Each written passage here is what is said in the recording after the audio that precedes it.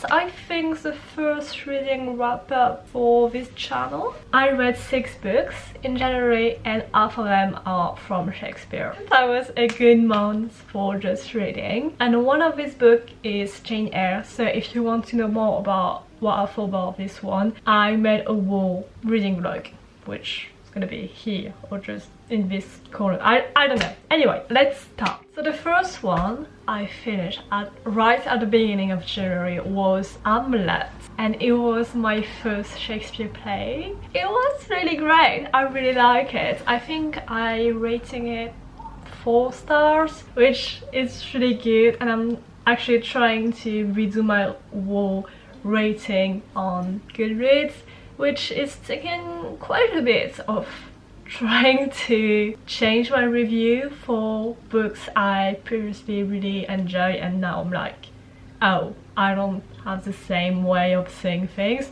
But that's another subject. So Hamlet is one of the most famous plays of Shakespeare. It's a tragedy, Hamlet, and that's how I'm trying to keep tabs on Shakespeare, because he just wrote so many things and I'm trying to remember which one is the one. But this one is with the ghosts. His father died a few weeks before. Anyway, it's sad. That's not cool. Life is unfair, life is sad. But then he's seeing his father as a ghost and he's like, oh, is that really you, father? And we don't really know. But this ghost is asking for revenge. One, are you real? And if you are, shit, I need to revenge you. But revenge means murder, and it's not a good thing to kill someone. Anyway, that's more or less the plot. I never read Shakespeare before, and I don't think anyone asked me to, even in school. And I was kind of waiting for it because I was scared and I thought I won't like it. I'm sorry, I know it's supposed to be a tragedy, but I think, oh my god, it's just a butterfly, okay. But I think it's one really funny and the amount of just tabs and annotation I just added in my book are, wow, insane. So anyway, I just really love it, and since I enjoy it so much, I continue this month by reading Othello. This one is, I didn't like it as much as Hamlet, but it was still really great. I just think Iago was more the main character and he kind of carries the whole plot on his shoulders. That's what I'm thinking. You can disagree, but I just feel like he's the only character who is actually doing something, even if technically he's not a great guy, and is so fucking clever, even if it's actually to do something wrong at the end.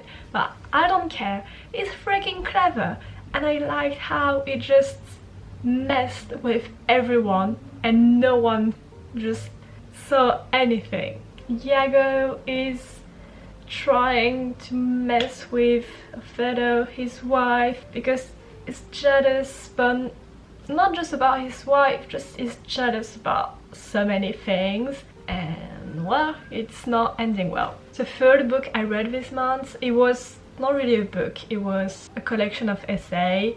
It was one by Audre Lorde and it was Sister Outsider. I talk about this quite a lot, I think it was in the reading vlog or something, but I didn't enjoy it as much as I thought I would be, but just because it wasn't meant to be a collection of essays, and you can see it, you got a lot of repetition. It's not going smoothly when you're reading. I was trying, since it was pretty short, to read it from beginning to end, and I think if you want to appreciate it, since it's not really meant to be read as a whole, you need to read one essay per day, week. I don't know, but just not like me, when you're just reading the whole thing and you can see all the repetition and how it's just not meant to be. The other thing is, Audre Lorde is technically, and she's the one saying it in the essay, but she's really good at poetry. That's what she's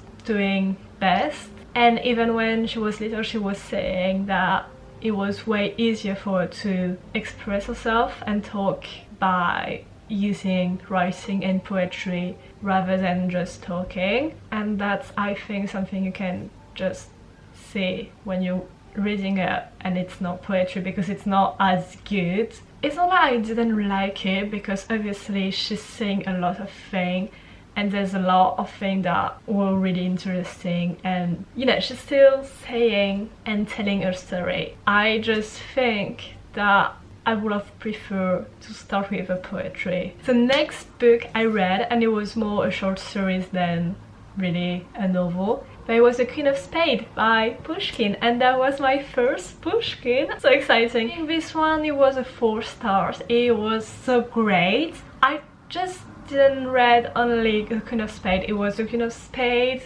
and a few others, but I don't remember the name. It was less than 100 pages. Basically, we're following this old lady who technically knows the secret of cards. So, you know, when you're playing and you've got a certain card, a certain like order of cards, you can gain a lot of money. And apparently this old lady, she just knows how to play if you want to gain a lot of money. So honestly, this guy is trying to get close to a maid so he can actually talk to the old lady and knows the secrets. And I'm really glad I'm starting reading him by something more written rather than just prose, because I think that's what I needed. And you can really see the whole Russian structure I'm using when you're reading a fairy tale. Usually you've got this 3 structure. They do have a thing with the number 3, especially stories for children. You will have someone, a character, asking a question, the same one 3 times. It's about this Prince Ivan or even the Fool. It just depends on which one you're reading,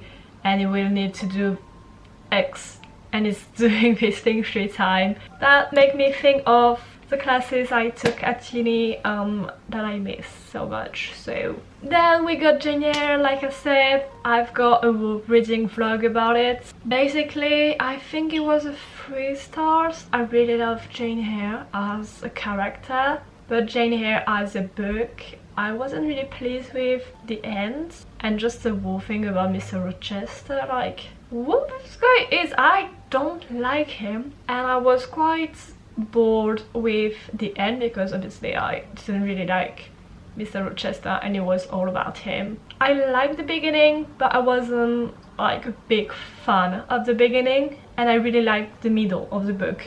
So overall it was great, but not amazing, not a absolutely new favorite of mine. And the last one we've got is Shakespeare again. This one is Julius Caesar. I think it's my favorite play for now. I'm really more interested in the one when you got this historical context around, and that's the case obviously with Julius Caesar. Added so many tabs, so many annotations.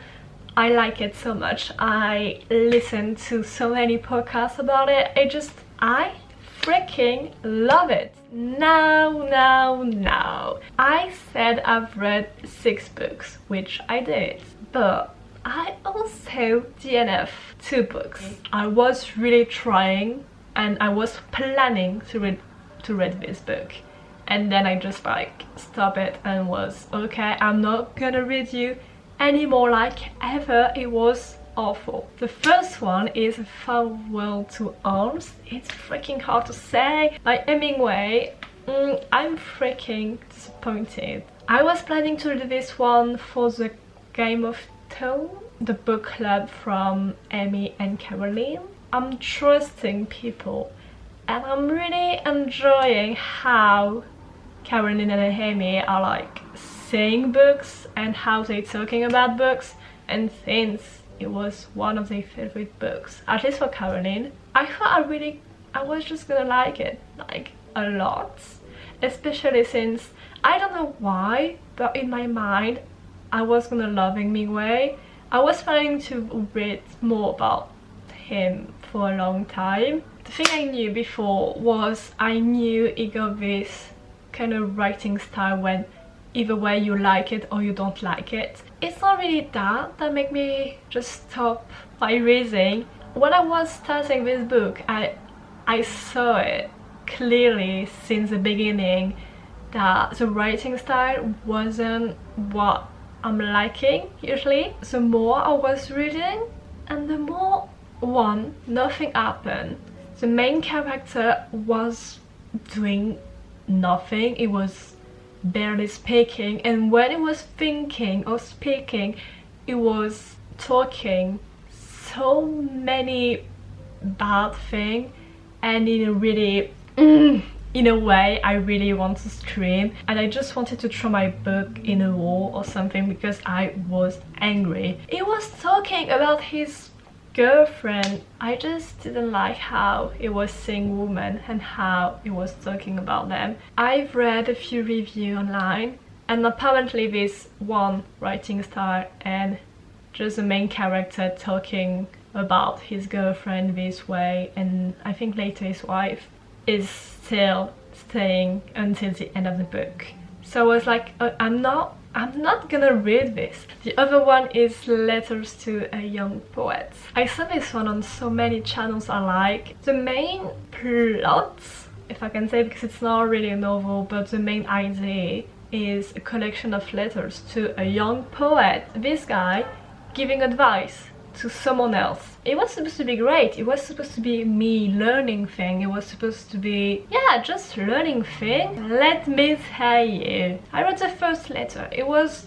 The first one was alright. It just started to get worse and worse. The author of the letter just, one, complaining a lot. Every fucking letters at the beginning was like, I'm so sorry, I'm replying late, I hope you will forget me. Like, it's been 5 letters, you're saying the fucking same thing. Like, just don't reply so late, just stop. He was complaining about everything. I didn't like how he was writing, what he was saying, and he was just like, oh, you know what, I'm gonna give you an advice, you should really buy my book.